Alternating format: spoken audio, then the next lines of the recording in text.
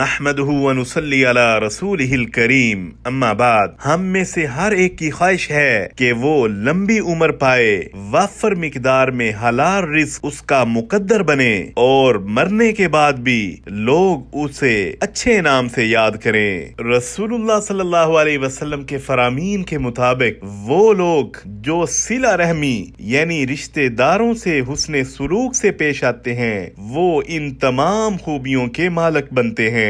رسول اللہ صلی اللہ علیہ وسلم کا فرمان ہے، من احب ان یبسط لہ فی رزقی وینسأ لہ فی اجلی فلیتق اللہ ربہ ولیصل رحمہ۔ جس شخص کو یہ بات پسند ہو کہ اس کے رزق میں اضافہ کیا جائے اور اس کی عمر لمبی کر دی جائے تو اسے چاہیے کہ اللہ سے ڈرے اور اپنے رشتہ داروں سے حسن سلوک کرے۔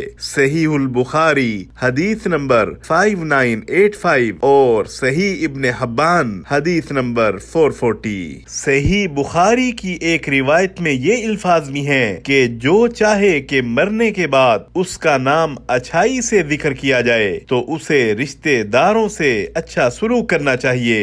رشتہ داروں سے حسن سلوک میں دوہرا اجر ملتا ہے، ایک صدقے کا اور دوسرا صلہ رحمی کرنے کا۔ صلہ رحمی کا مطلب یہ نہیں کہ جو آپ سے حسن سلوک کرے آپ بھی اس سے حسن سلوک سے پیش آئیں، بلکہ نبی مکرم صلی اللہ علیہ وسلم کا فرمان ہے، صلہ رحمی کرنے والا وہ نہیں جو بدلے میں صلہ رحمی کرے، بلکہ حقیقی صلہ رحمی کرنے والا وہ ہے کہ اس سے قطع رحمی کی جائے تو وہ پھر بھی صلہ رحمی کرے۔ صحیح البخاری حدیث نمبر 5991۔ وصلی اللہ علی النبی الکریم۔